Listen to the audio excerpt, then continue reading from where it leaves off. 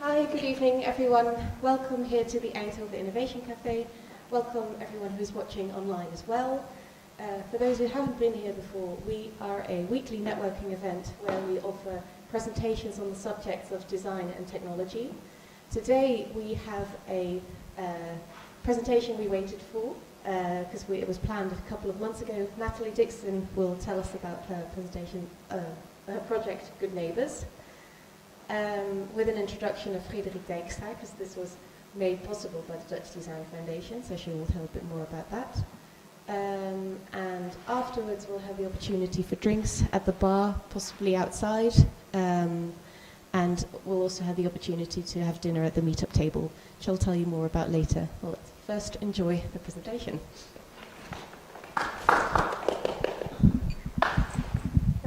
Yeah.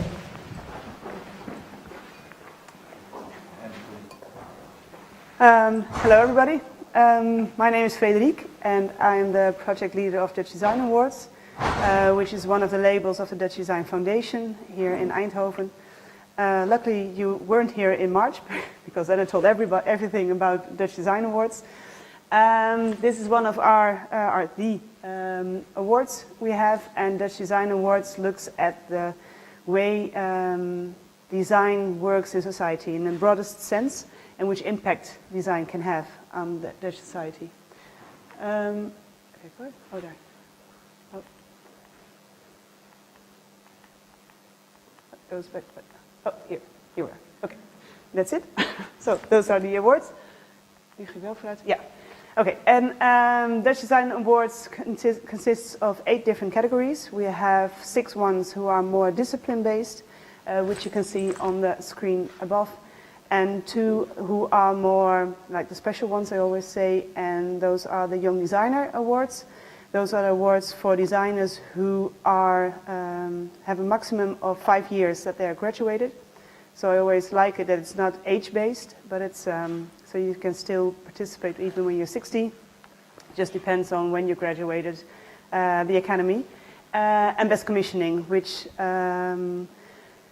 involves like companies who attract designers to work on a strategically problem within, or not a problem, is a question within the organization, and finds and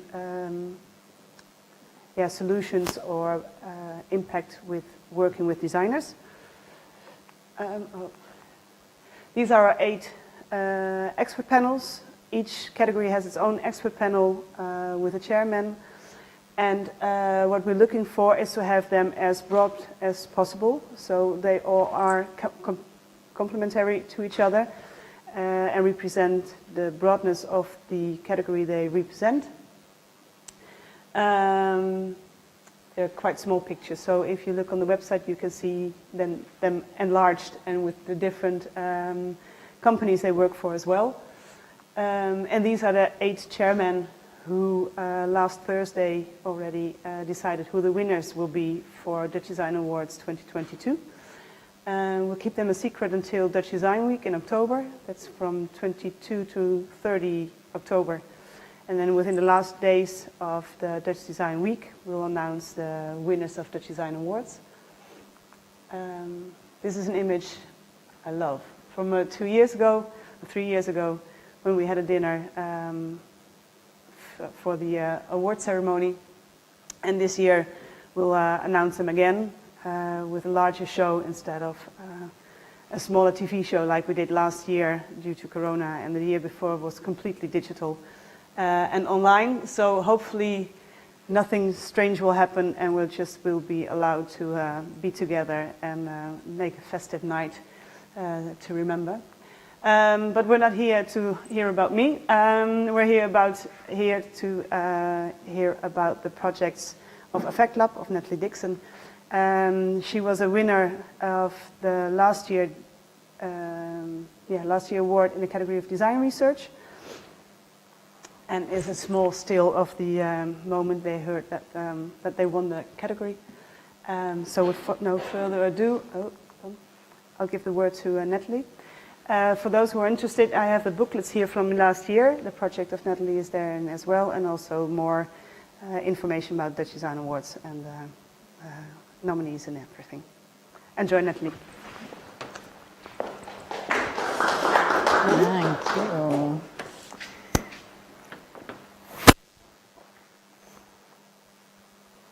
So, this is an intimate crowd. I'm excited to be here.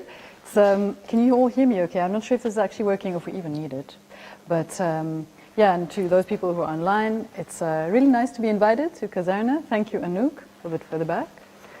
And for that nice introduction, Frederique, and also for your support. You're always supporting us and communicating so well about our project. It's really nice from the Dutch Design Foundation and for you personally to be doing this work. Thank you. Thank you. So I'm here to present my project, Good Neighbors. And when I say my, I actually mean our project. And I was referred to a few times, but in fact, there's a whole team behind this work. A massive team, actually, actors, designers, researchers, all sorts of people all over the world actually were involved in this project. And I want to mention I was the joint winner. My partner is Klasien van der Zandskoop. She was the other person in the photo. So now with that out the way, I want to say that when we started this project, it came from a very personal place, and for me, extremely personal place. I would like to introduce the concepts I'm going to talk about tonight by way of an anecdote.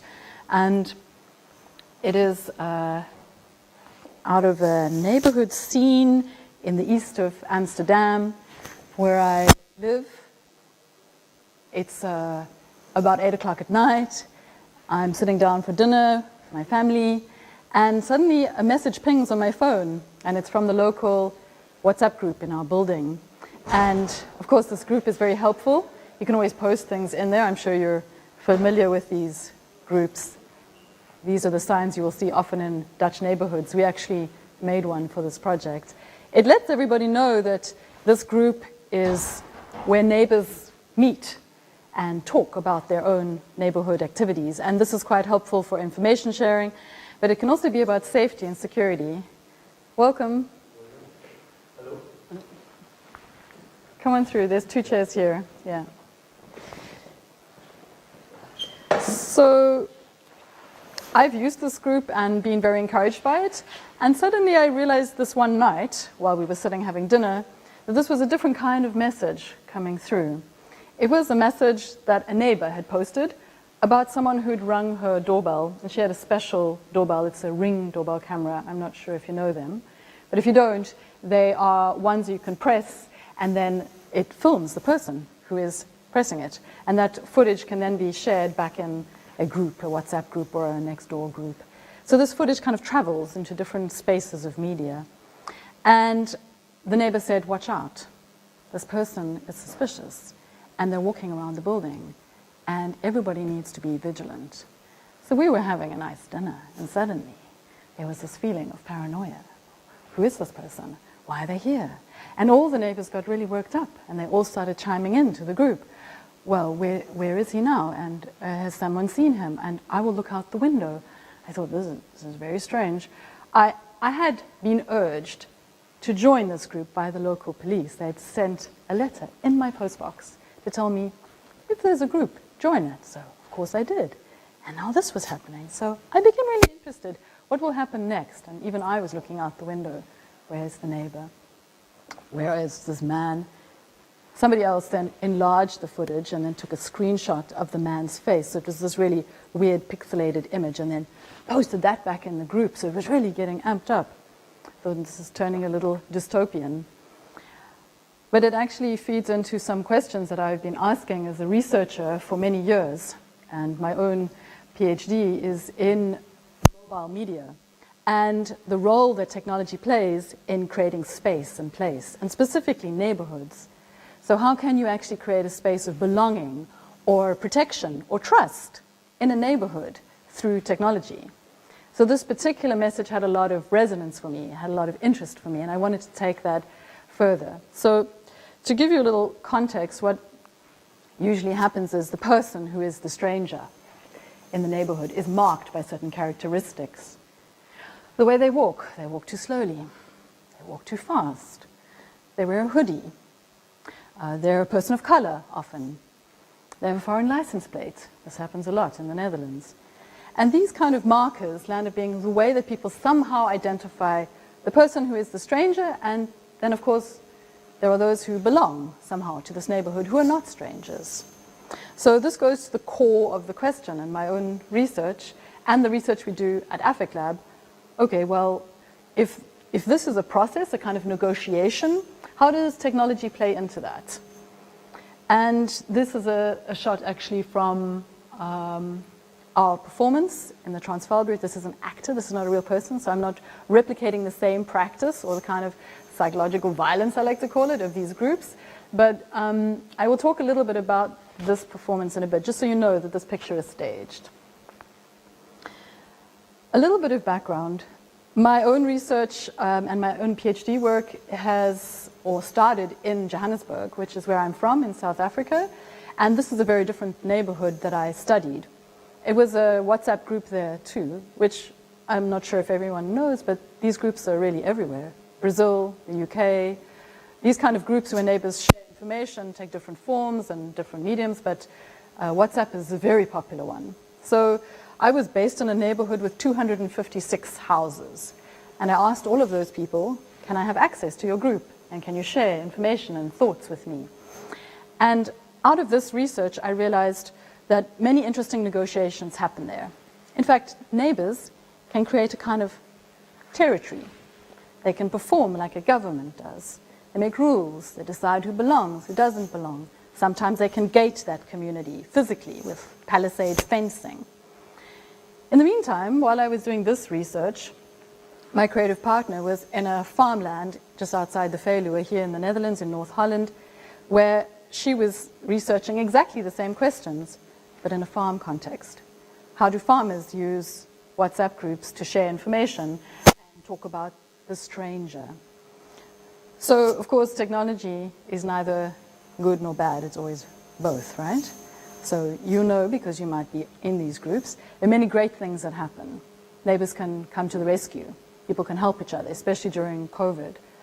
But it can also bring out the worst parts of human nature. People can be very vigilant in a very violent way. In South Africa, people will go onto the street with a gun if they need to protect their space.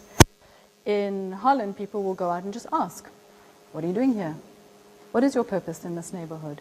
These are also smaller levels of, you could say, intervention, neighborly intervention, but a kind of watching.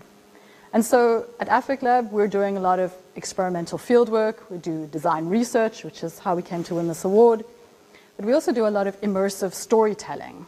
So we ask, okay, there seems to be something happening here. There's a possible threat to social cohesion in a neighborhood through this kind of technology.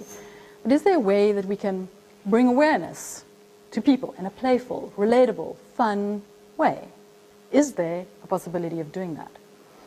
So one of the things we realized very early on in our research, there are certain archetypes that come out of these groups. And this is really fascinating because you can go to New York, you can go to Brazil, you can go to the UK, which we did, and you will find the same kinds of archetypes emerging out of this data. And I find this really interesting as a narrator or a narrative person, a person interested in stories, that here you have some of the examples, but there is always a hero in a group, and a hero will run out into the street, and the hero will try to save the day. And usually the hero is male and has certain equipment at his disposal. There's always a pessimist as well. A pessimist really feels like the neighborhood is on the tip of a melting iceberg, that everything is going down. This is possibly the worst neighborhood, and everything is going wrong. So these are kind of funny in some ways. They're also kind of terrifying and distressing. There's a militant who wants to just burn the place down. It's also a very strong archetype.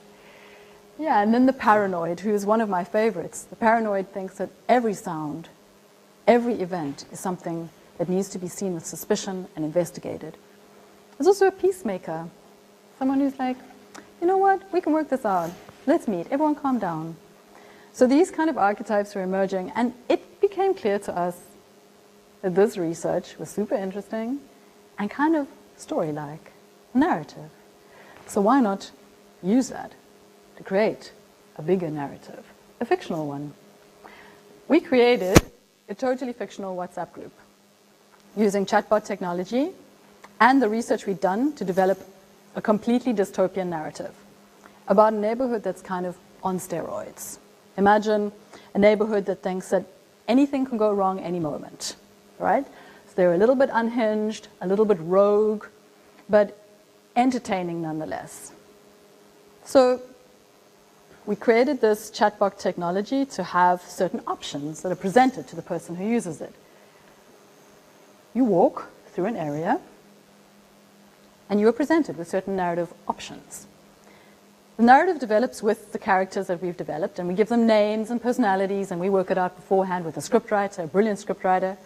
And we say, all right, well, you as the participant get to choose how this evolves. As you walk through the street, depending on your choice, the story can go a different way. So no one experience is the same. Every context is different. So we've done Good Neighbors, which is what I'm talking about here, as a performance. Think of it like live theater meets placemaking meets chatbot technology. And this is a kind of social intervention in a neighborhood that includes the neighbors. So we ask them questions. Hey, what's happening in your neighborhood? What are the problems? What are the tensions? What are the joys? What are the things that make you happy about living here? We create the narrative over time. We feed it into the chatbot technology, create the choices, and then we do a live performance with actors. We actually cast people. You, as a participant, never know who's an actor and who's not. So you're about to see a video. I will show you how this all works. And as you're walking through the street and following the story, making your choices, some of them are very moral choices, you're not sure if the very next interaction is a real neighbor or an actor. Could be either. The line between fiction and reality is very much blurred and weird. So this is a very provocative, creative intervention in a space as a way of sparking conversations. Hey, what is the role of this technology? And when I talk about technology, I'm not just talking anymore about WhatsApp groups. I'm talking about a much bigger ecosystem here of Ring doorbell cameras. Amazon bought Ring for $1.6 billion in 2018. Ring doorbell cameras doubled in the month of January and December of COVID 2021 alone. So you can imagine that in times of fear and paranoia, especially during a pandemic, people might want to be more connected. And so this kind of intimate surveillance technology also plays into this. So we've coined this phrase, intimate surveillance, and the technology that supports that is anything from a WhatsApp group to Nextdoor, which you might also be familiar with, a massive platform. It has 23 million users worldwide. Same kind of thing. Share information. Tell us what's happening in your neighborhood. Now, Ring might be part of that too. And then Tesla cams might be considered part of that because they're also filming. They're parked on the streets. They're in our neighborhoods. Facebook has also launched something called Neighborhoods, which is their version of a platform for neighbors to connect and share information. So we see as a kind of explosion of these tools. So I think our project came at exactly the right time. Technology was booming in this space. Kind of intimate surveillance, culture and practice was really on point. We thought, now's the time. We went to the UK. We went to a place called York. We spent time, it was during COVID, online interviewing people about how they used their surveillance technology. We spoke to people who had Ring doorbell cameras over Zoom and over telephone. We did digital ethnographies by trawling through Facebook groups and Twitter and public data sets that we could access and kind of get an idea what's happening in this space.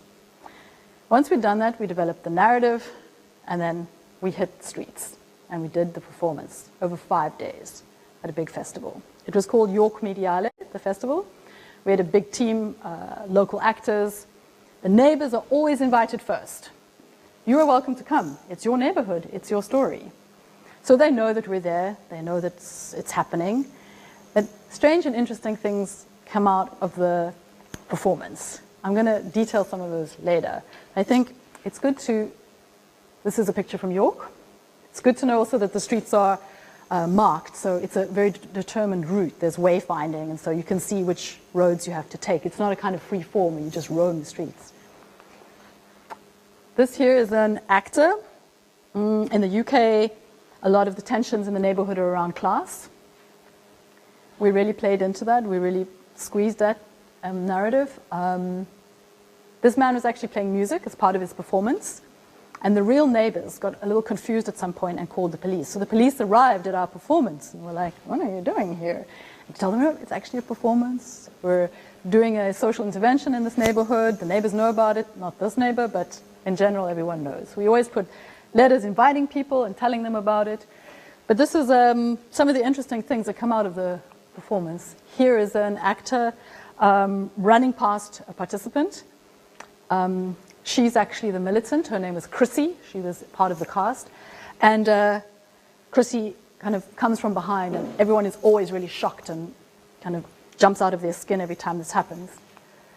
This is a shot of the Transvaal, beg your pardon, the Kanaalstraat in Lombok in Utrecht, which is the 3rd edition. A bustling, very colorful street.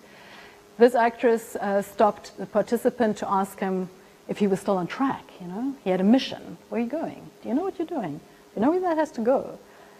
A very kind of key moment in the narrative. And I'll tell you a little anecdote about what happened here. A neighbor who knew that we were doing this performance popped out onto the Kanaalstraat when this was happening. And he joined spontaneously the performance. He played a role. He actually had his own lines. So the actress was totally taken by surprise. She didn't know what to do. But the participant loved it. Suddenly there were more people involved, and everyone on the set, we're all connected through, of course, technology ourselves. We're all having a laugh that this person had really co-created this moment with us, which is really the most priceless point of this production so far. Yeah, this is a scene at the end. You may recognize Anton de Bies, who's a very famous actor in the Netherlands, apparently. I am not so familiar with his work, but everyone on set was really in awe and happy that he was part of the cast. This is the scene right at the end. So you actually knock on a door at the end of the user experience, and he opens the door. Now, right before that happens, you have to ring a doorbell, and that doorbell films you. That footage finds its way back into the group. So while you're walking through the neighborhood, of course, you're watching and you're enjoying and you're a participant. Right at the end, you realize you are no longer the watcher, you are the watched. And this footage is a slightly provocative ending. It's a little ping in the tail, if you like. This here is the footage I was just mentioning. So these are different people in York. We've done this 3 times. One in York, one in Amsterdam, and one in Utrecht. These are people who ring the doorbell. This was during COVID, so you can see they're wearing masks and trying not to touch the doorbell. And it's actually a very interesting cultural artifact, this. But no one knows yet what's about to happen on the other side of this door. So this footage gets fed back to them.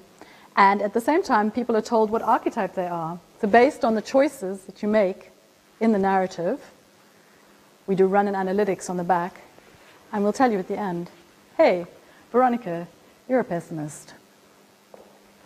This is what your neighborhood experience was like. Or, hey, Frederic, you're a peacemaker. Namaste. So there's all sorts of results and analytics that come out of this that are very playful. They're not meant to be taken too seriously. But actually, we're collecting a lot of info about how people see that neighborhood and the dynamics and choices that they make as they go through this experience. So I'm going to show you the video. This will give you some feedback from people who did it, give you more sense of the space and the actual experience itself. We're very proud that actually this won the Design Research Award last year. It also was nominated for a Gouden Kalf in the Netherlands. So that was at the Dutch Film Festival, which was really wonderful in the digital culture category. Yeah, so let's play it. Do I need to do anything? No, I just let it play. Fab. Okay.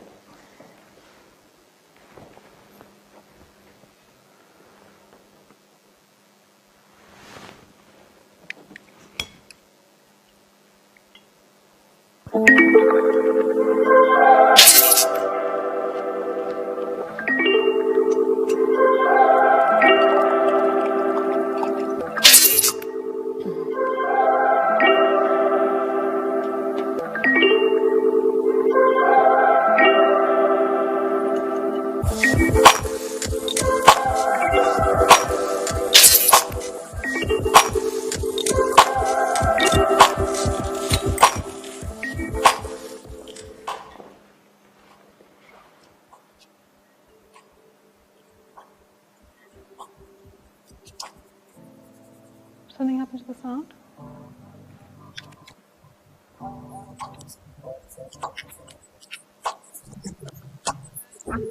I think we have to start again.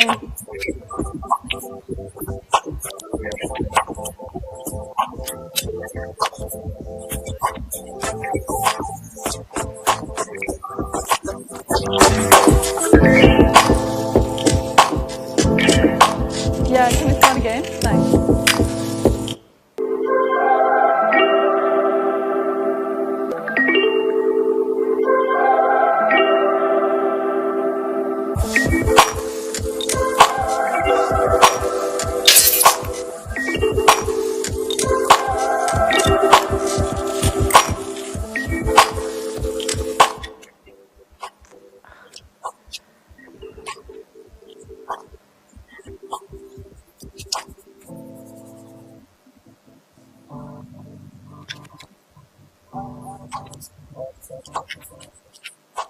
Okay, this is a real pity. This is maybe restart the browser. Is that an option? Okay.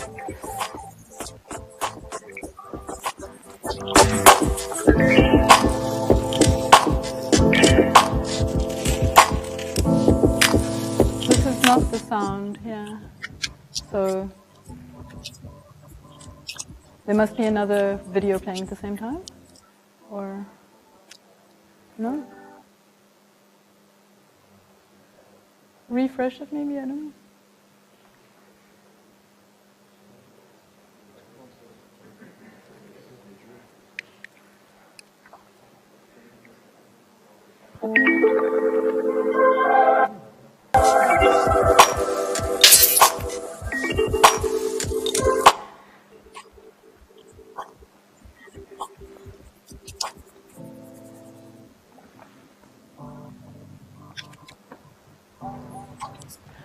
All right, let's sorry?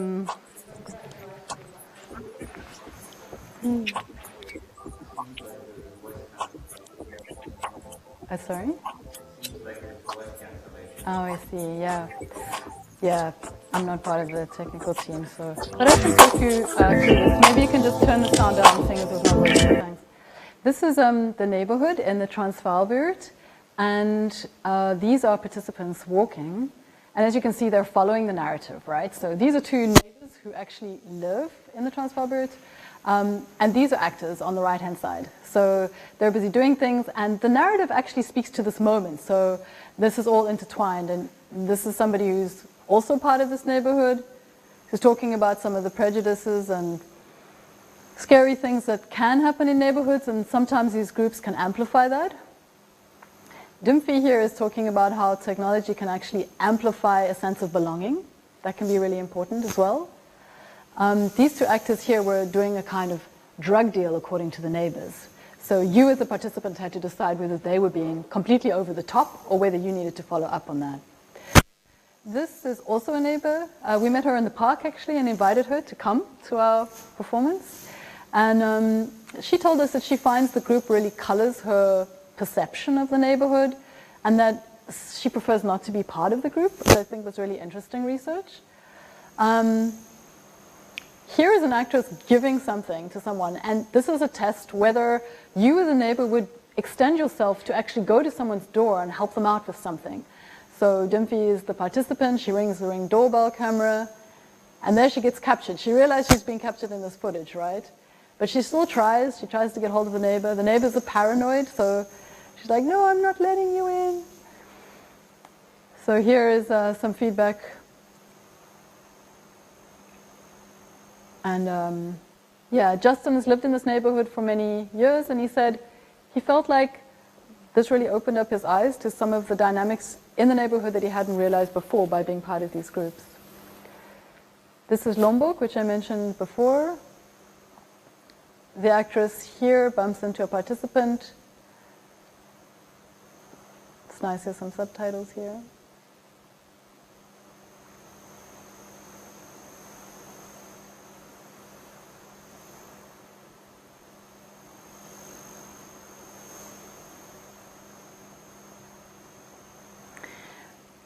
Anne is actually an art curator, and she saw this work as a very important moment to kind of pause and understand also artistically, as a creative practice, how you can intervene in a neighborhood. I think this is very interesting, that often research we see as things that we just do as questionnaires, for example, or kind of an ethnography. Where here we're really talking about how you can creatively do design research through performance and narrative. I think this is really interesting.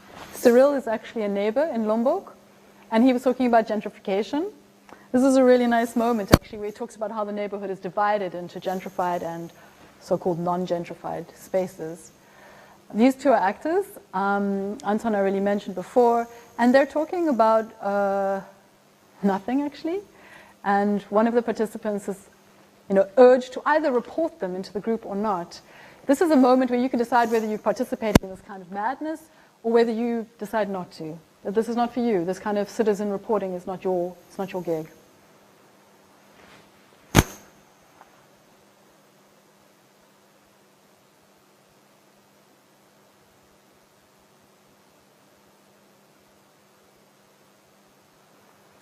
Yeah, so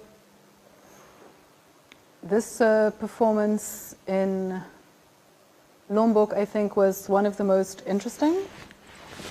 The neighbors themselves had very big reactions. They either really loved it or they were kind of hating on it, which I think is always a mark of good creative work, also good research, because it says something about how you've dug up a subject and really teased it out. Yeah, so you can see the team is quite big. We have a lot of people working on it. After we finished this, decided, well, how now, after you win great awards and you've had great fun and lots of people have come and you've been in 3 different cities, what do you do next, right? How do you take this work further? So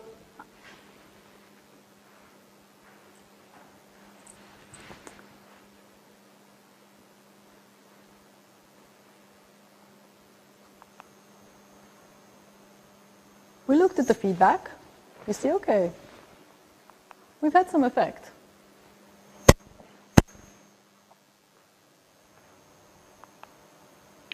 I know a few people from my neighborhood in a group like this, and I can recognize them in the characters. It's like being in the Truman Show, feeling as though everyone is an actor.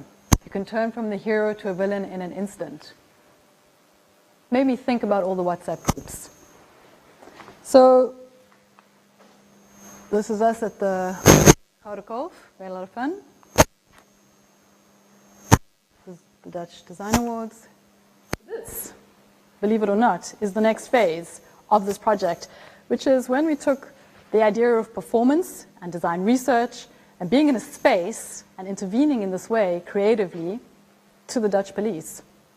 These are police officers, and we're workshopping with them through an invitation by Kessels Kramer, an agency in Amsterdam, to kind of understand how performance might meet police work. Is there a way that we can actually use this kind of creative design research work in a structural setting with unusual actors, the police? This is a long conversation. It's a long process. It doesn't happen overnight. You have to figure it out. How does this work? Is it viable? How will neighbors respond? Do police officers have a role in this kind of performative action? But it's a very critical conversation. So we took something from what was initially research. We took it into a performance space creatively as an intervention in neighborhoods. And then now ultimately we're taking that to the police and saying, hey, can we work together? Is there a possibility?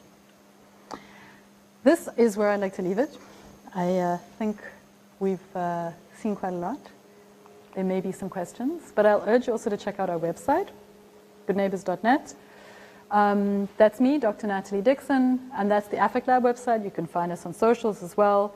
The website has got all this material and many more. We actually worked with a lot of universities, urban studies centers, a lot of papers we produced. So of course, if you want to dive into it, it's all there. But thank you for your attention and for the kind invitation. And maybe if there's some questions, we can take them. I don't know if that was part of the plan. Cool. Yeah, thank you.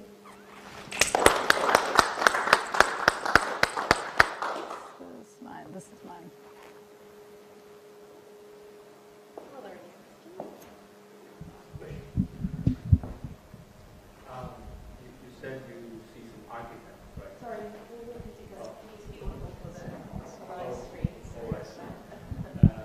said that you see quite a lot of archetypes. Is it quite possible that their personality changes depending on the external factors as well? Because when you go in, they say it's likely higher vigilance Yeah. than without COVID. Yeah, might have been. Yeah, I think so. Could have been. Yeah. I think any kind of context has its own, particularity. So there's things that happen in certain places, like, for example, there's a very high crime rate in Johannesburg, but there is a very low crime rate in some parts of Amsterdam. So there are certain statistical differences between these places. But these archetypes are very consistent otherwise. And I think certain conditions amplify, like the paranoid, for example, during COVID, for sure. You're right, yeah. And another question, any experiments on doing it without any knowledge of the neighborhood? Is that possible to do that? I think it's just not relatable enough. For us as storytellers and researchers, it's very important that people in that neighborhood relate to that story. So, for example, in Lombok, there was a lot of tension around certain, like the call to prayer, for example. So if you include that, for neighbors, immediately it's something that they can relate to, and they can, and also it has a kind of emotive response. So then the story just becomes so much more immersive. But yeah, we had thought about making a more generic story. It didn't really fly. Yeah. It would become more complicated. Yeah, and maybe in some contexts not work. Yeah. Yeah. Thanks for your answers. Yeah. No worries. Thanks for your questions. Yeah.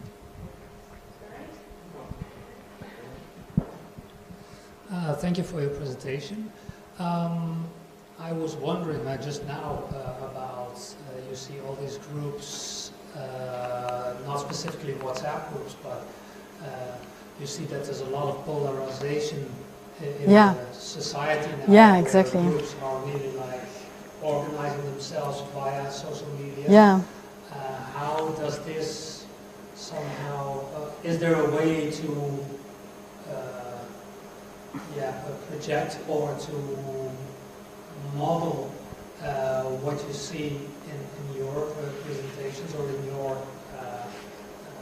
the things that you design, and what you see back in like the farmers' protest now, but you can exchange it with anything.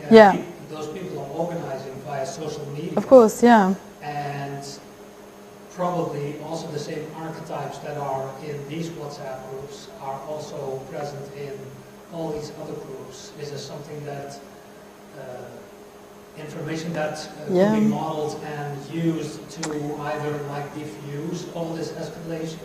Yeah, exactly. That would be the ultimate, that would be one ultimate extension of this kind of work. So where we take it more into a performative and narrative space, the other option would be to take it into a deeply technological, analytical space, where, for example, you could run analytics on performances, model those, and predict behavior in spaces. Of course, that would be great. Yeah, that's for sure an option.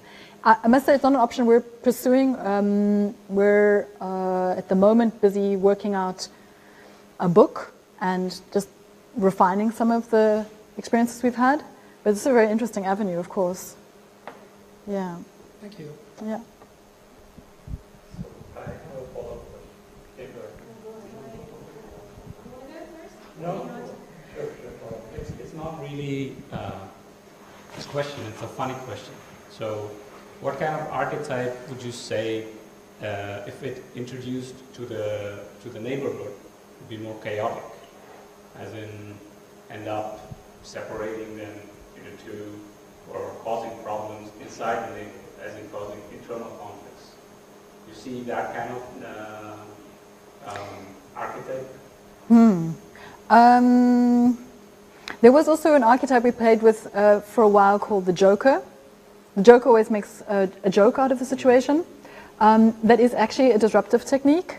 But no, not strictly this kind of social disruptor that you're intimating. No, but no. I noticed that some archetypes go together. For example, a hero goes with a cheerleader. A cheerleader will amp the hero up on. So, you go, that's great, wonderful work, I'll be right behind you. And usually those two archetypes are friends. The pessimist and the paranoid are also friends. So these two are also are constantly in conversation.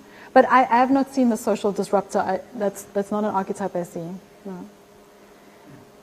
I guess the loners would just be by themselves, not interacting inside the Lurkers, yeah. Yeah. People who lurk in a group but don't respond, who don't talk. Yeah. Yeah. Thank you. Yeah. Yeah. I think this gentleman in the pink shirt wanted to ask a question. I have actually two questions. How did you choose the situations the actors were acting? And did I get the impression right that you were more after provocative situations? So you didn't choose an actor that was, acting like an accepted person in the neighborhood and then reveal afterwards, that was actually an actor. Indeed. Yeah. So there was one instance in Lombok. You might have seen it in the footage. There was a lady walking with a netted green bag, and there was a man who kind of knelt down at various points with an Albert Heijn bag. He wasn't dressed or he wasn't meaning to dress in a kind of disheveled way. This was his look. A little bit shabby. It was actually the actor's regular clothes. People took that to be a homeless person. And they reported a homeless person to the police. The police arrived on set a number of times. And this is interesting because it says something about how those neighbors perceive certain people, the way they dress, to be not belonging to that space. And then calling them homeless when in fact we don't know anything about this person actually. But you didn't use your observations from the neighborhood to choose a certain situation? We did as well, yes. So you yes. knew what would trigger them? And yes, yeah. yes, exactly right. Yeah. And you were after the trigger, so you yes. were kind of yes. And the other question, maybe I didn't understand this right, did you also have actors in the chat? Or only in the real world? Yeah, so this is a very interesting question because we actually played with that idea. We had the scriptwriter Rosina Salu, who's an amazing woman. She was writing live at some points with Annelie Vandenberg, who also works on our team. And we tried that for a while, just do live responses as instead of pre-programmed ones. It was difficult. It was very difficult. Yeah, so that didn't work out for us. But I love that idea that it could actually be hyper-performative in the group as well as on the street. Yeah, it's maybe not ethical to play with that, but I would love the idea to just, give a fake observation in there, so yeah. non-existing real actor, so to speak. Yeah, exactly. Yeah. Okay, thank you. Yeah.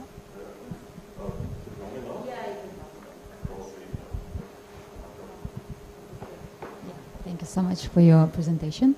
Sure. So I'm kind of processing, it was lots of new information, but my question is also about these characters. I'm very curious, let's say when you are having people in the chat, how can you recognize people, maybe like who is the pessimist or who is the cheerleader, maybe by their emojis or their pictures on their profile, or like how, maybe while you can express us what is this, so we can recognize in ourselves, because I'm very curious who I can be, so maybe you can share with us. Exactly.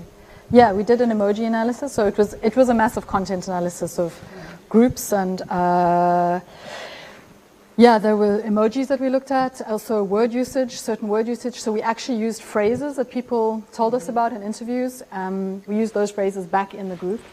So we looked at language and emojis, and that's how I can actually now, I've been doing this research for 10 years. Yeah. I can recognize these archetypes just by looking at a group.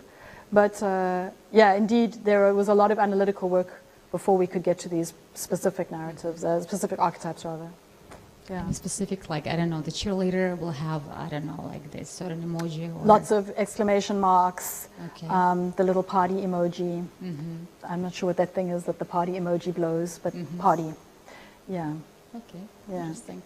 And the second question, like, what may be some surprising character of the group that you recognized? Because I think all groups have kind of character or maybe something unexpected things that you discover while you were absorbing them. Unexpected things. Yeah, unexpected maybe like characters. you didn't expect from the group, but there's something was like, oh wow, I didn't expect that. No. No. Everything was expectable, so we all. No, I Okay, mean, there's expected. always, I mean, people are surprising by their nature, right? There will be always something unexpected, but I can't think off the top of my head anything that really. There was one moment in Johannesburg in the group where somebody wanted to do a ritual slaughter. This is hard in a predominantly white neighborhood in a post-apartheid city to slaughter an animal and then ask in the group, hey, is everyone okay with that?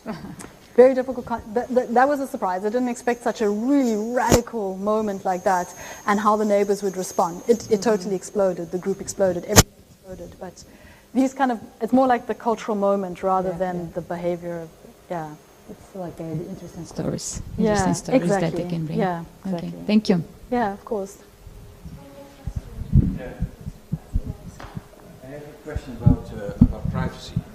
Yeah. Because you generate a lot of data. Yeah. Who has access to that data? Yeah. And this is an artificial situation. So how do you prevent that people that have access to this data use it in a wrong way? Yeah, it's a great question. Actually, this kind of research is in itself quite provocative. Only researchers ask this question. I don't know, what do you do actually for are you in data privacy? No? Are you I'm just interested in data. Okay, cool. So yeah, researchers usually ask this question. So in academia, you will go to conferences and hear people say things like data has to be destroyed after 6 months, or GDPR is very important. These are things that are very important to us, right? So we try to follow these rules. But when you get into conversations with people about WhatsApp groups, that can also give you a lot of insights. So we don't always have data from groups, but also the kind of interviews and ethnographic work that we can do. And that data, feeds into the narrative, and then this narrative in the chatbot is encrypted and is secured by the technologist Arjan Scherpenissen, who works with us on this. It's a homegrown chatbot.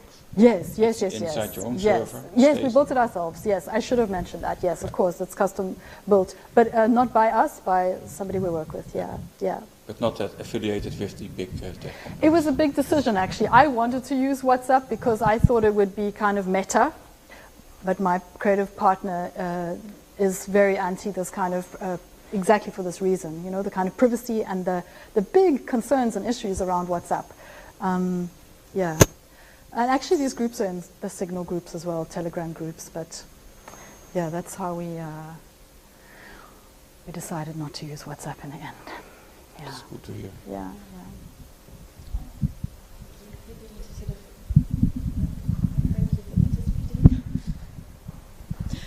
Thank you so much for this wonderful presentation. You're welcome. Thanks for It your was great. attention. Yeah, and your and questions. thank you for all of your questions. Thank you for answering all of them.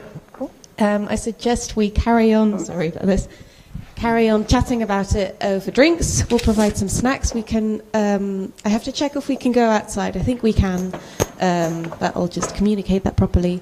Next week we have Cor Datema here from his deep tech startup Dynaction, who develops scanners for airports.